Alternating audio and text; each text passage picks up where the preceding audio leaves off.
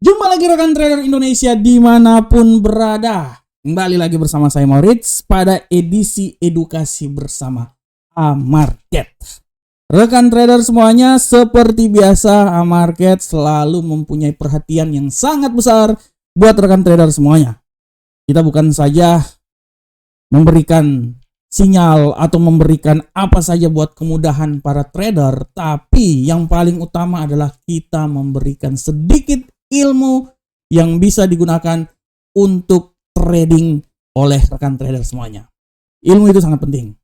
Tanpa ilmu trading, kita tidak akan kemana-mana. Oleh karena itu, mari bersama market kita belajar. Kita sama-sama belajar, kita mengulas, kita mengutak-ngatik apa saja yang punya hubungannya dengan trading, sehingga bisa menjadi kekuatan dalam trading yang akan kita lakukan. Oke rekan trader, sekarang kita akan berbicara tentang salah satu strategi yang akan kita gunakan dalam trading di edisi edukasi kali ini. Dan strategi yang akan kita bahas di ilmu kali ini adalah perpaduan strategi double cross MACD dan stochastic. Ya. Jadi ini adalah suatu strategi menggabungkan antara indikator MACD dan stochastic, indikator osilator MACD dan stochastic, dan dari penggabungan tersebut kita bisa menghasilkan tujuan kita untuk open posisi, baik itu prosesnya buy atau prosesnya sell.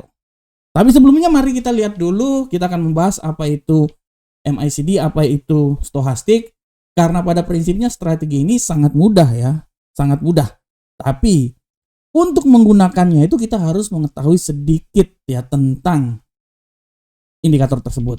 Pada kali ini kita akan coba langsung membahas bagaimana penggunaan strategi tersebut, tapi mari sebelumnya kita lihat dulu bagaimana penggunaan dari masing-masing osilator tersebut.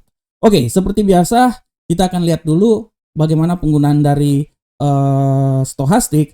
Untuk penggunaan stochastic pada prinsipnya rekan trader bisa membaca ya secara garis besar, rekan trader itu bisa langsung membaca di tulisan yang pernah ya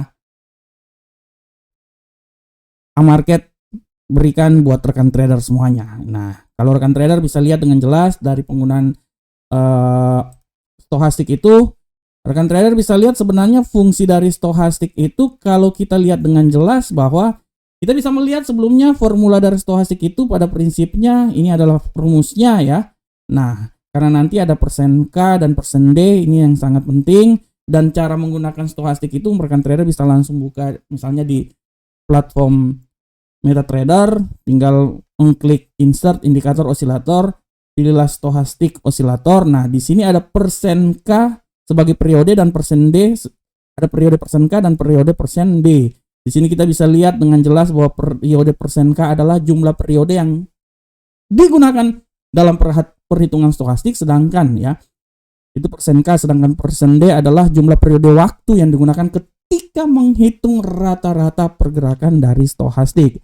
Dan kalau kita lihat secara garis besar, pola dari indikator osilator stochastik ini pada prinsipnya dia bisa menentukan level dari oversold dan overbought ya.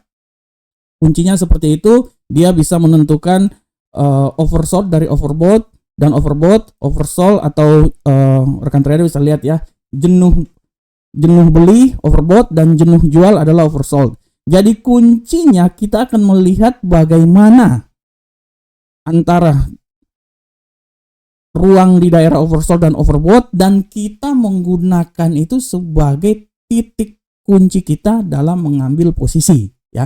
Karena nanti di strategi ini kan kita menggunakan sistem crossing ya. Jadi pada prinsipnya kita akan melihat bagaimana terjadi crossing, baik itu terjadi di overbought sehingga bisa melandasi kita untuk open posisi sell ya, atau oversold ya, jenuh jual yang melandasi kita untuk melakukan open posisi buy. Jadi prinsip kerjanya dalam strategi ini adalah terjadinya crossing atau persinggungan ya antara dua persen K dan persen D baik itu daerah oversold dan overbought. Nah, pada prinsipnya itu ya rekan trader.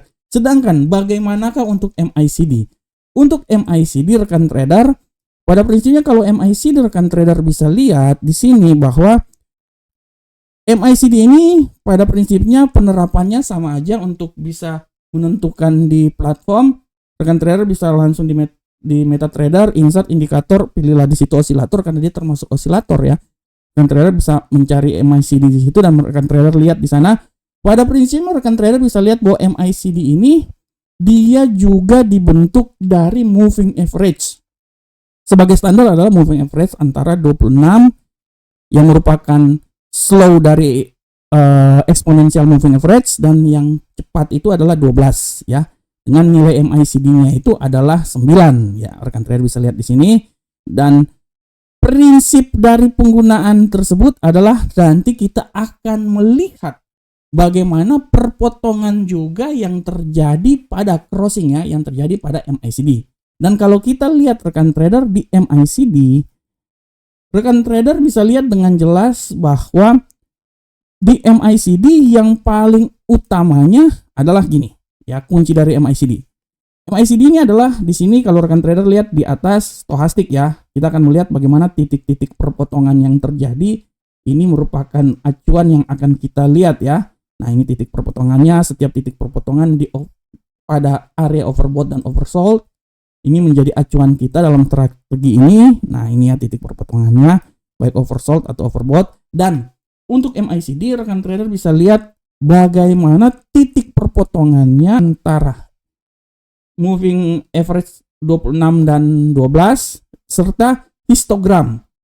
Apa fungsi histogram? Fungsi histogram ini adalah sebagai penunjuk kekuatan sinyal atau kekuatan volume sinyal yang terjadi. Kuncinya kalau rekan trader lihat di MACD ada titik di atas 0 dan di bawah 0 ya. Titik positif di atas 0, titik negatif di bawah 0. Apabila histogram ini dia berada di atas 0, artinya kecenderungan sinyal yang akan terjadi ini adalah lebih banyak ke bullish atau tren kecenderungan mempunyai tren bullish. Sedangkan apabila ya ini saya ini kalau ini kan ini ya. Nah, dan kalau apabila histogram ini dia berada di bawah 0, artinya kecenderungan yang terjadi, tren yang terjadi itu adalah lebih banyak tren bearish. Seperti contoh di sini, rekan trader bisa lihat. Nah, di sini kan posisinya masih bullish nih ya rekan trader ya. Nah, di range ini kan posisinya masih bullish. Nah, di range ini kan posisinya masih bullish. Nah, ya. Karena sesuai dengan di sini. Nah, sini ya rekan trader ya. Nah, di sini rekan trader bisa lihat. Nah, ya, batas di sini bullish. Ya, dia akan naik terus. Setelah terjadi perpindahan antara area di atas 0 menjadi area di bawah 0 seperti ini, artinya tren kemungkinan lebih banyak mengarah ke tren lebih ke bearish. Nah, rekan trader bisa lihat di sini. Nah, ini tren yang terjadi ini kan dia lebih banyak ke bearish. Karena kalau rekan trader lihat juga kemungkinan di sini dia lebih banyak ke di bawah 0 ya. Nah, nanti setelah ini rekan trader kalau bisa lihat di sini. Nah, rekan trader kalau lihat di sini kan terjadi perpotongan dan kalau rekan trader lihat histogram ini dia berada di posisi di atas 0 positif. Artinya kemungkinan yang terjadi adalah lebih banyak ke bullish. Tren ini lebih banyak ke bullish. Ya, ini contoh. Ini logikanya seperti kayak gini ya. Dan kita mau mengambil posisi, tinggal kita melihat titik-titik perpotongan yang terjadi pada stochastik. Jadi intinya titik perpotongan terjadi pada stochastik sebagai kuncian kita untuk mengambil posisi, sedangkan kita melihat tren yang sedang terjadi itu dengan menggunakan histogram yang ada pada MACD. Ya, jadi kuncinya seperti kayak gitu rekan trader ya. Perpotongan yang terjadi baik itu di overbought maupun oversold sebagai landasan kita untuk mengambil posisi, apakah itu posisi buy atau sell ya. Tapi kekuatan sinyal yang ada kita bisa lihat dengan melihat histogram yang terjadi pada MACD. Nah, selanjutnya bagaimanakah cara kita untuk mengambil posisi buy atau mengambil posisi sell? Nah, untuk mengambil posisi buy atau mengambil posisi sell, saya akan mencoba langsung ke platform TradingView rekan trader, karena di sana agak sedikit lebih jelas ya. Nah, saya coba lihat di sini. Nah, pada contoh di sini rekan trader lihat. Di sini saya menggunakan stochastic dan saya menggunakan MACD. Nah, kalau rekan trader lihat di posisi seperti ini telah saya jelaskan sebelumnya ya. Kalau rekan trader lihat pada posisi seperti ini, artinya kekuatan tren ini akan lebih banyak ke bearish ya. Jadi kalau dari sini rekan trader bisa lihat juga di sini bahwa dia kebanyakan itu akan bearish rekan trader ya. Nah, posisinya keluar, nah ini lain ya. Nah, ini. Nah, dia akan bearish di sini ya. Nah, bagaimanakah cara mengambil posisinya untuk buy dan sell? Yang paling penting adalah pertama kita harus melihat bagaimana titik persinggungan antara stochastic dan kita akan melihat bagaimana histogram serta titik persinggungan yang terjadi juga crossing yang terjadi pada MACD. Nah, untuk kasus kali ini kita akan lihat seperti ini rekan trader. Nah, contoh kasusnya itu saya kasih contoh di sini ya. Nah, saya kasih contoh di sini. Nah, di sini salah satu contohnya itu adalah di sini ada titik persinggungan ya. Di sini ada titik persinggungan ya. Dan di sini pun juga ada titik persinggungan. Nah, di sini pun juga ada titik persinggungan. Dan kalau rekan trader lihat ya, rekan trader lihat di titik ini ya, sabar. Trader kalau lihat di titik ini antara titik persinggungan ini, dia posisi histogram itu ke atas ya, dia berada di sisi positif di atas 0. Artinya tren yang akan terjadi itu lebih banyak tren yang akan terjadi itu adalah bullish ya rekan trader ya. Sehingga dari sini kita bisa mengambil posisi ya, dari sini ya rekan trader ya. Nah ya, tren ini akan terjadi lebih banyak posisi bullish ya rekan trader ya. Nah, kita bisa mengambil buy di situ karena kalau kita lihat juga tren itu akan naik sampai di atas. Di sini dia mengalami pelemahan. Oke, benar ya. Tapi secara garis besar rekan trader bisa lihat bahwa posisi yang ada di sini histogram pada MACD ini lebih berada di posisi atas. Positif ya. Artinya kemungkinan bullish itu masih saja terjadi. Sehingga dari situ kita bisa lihat ya dia akan naik terus ya. Nah, di sini rekan trader harus bisa melihat bagaimana perpotongan yang terjadi pada stochastic dari oversold. Setelah itu rekan trader bisa lihat bahwa bagaimana posisi histogram di MACD, apakah dia di atas 0 atau di bawah 0. Karena dia berada di atas 0 artinya kemungkinan besar tren ini akan menguat dan ini adalah titik awal untuk kita mengambil posisi buy. Dan selanjutnya pada contoh berikutnya rekan trader bisa lihat di sini ya. Rekan trader bisa lihat di sini. Nah, di sini terjadi perpotongan. Kalau rekan trader lihat, nah di sini ya. Nah, di sini. Dari sini sudah terjadi perpotongan sebenarnya ya. Ini sudah terjadi perpotongan. Nah, jadi dia sudah memberikan tanda. Tapi diperkuat juga setelah terjadi perpotongannya di daerah sini. Dan kalau rekan trader lihat bagaimana di sini ya, rekan trader lihat bagaimana histogram ini sudah berada di bawah. Artinya kemungkinan besar tren ini akan berada pada posisi bearish. Dan setelah rekan trader lihat, dia semuanya berada di posisi bearish ini.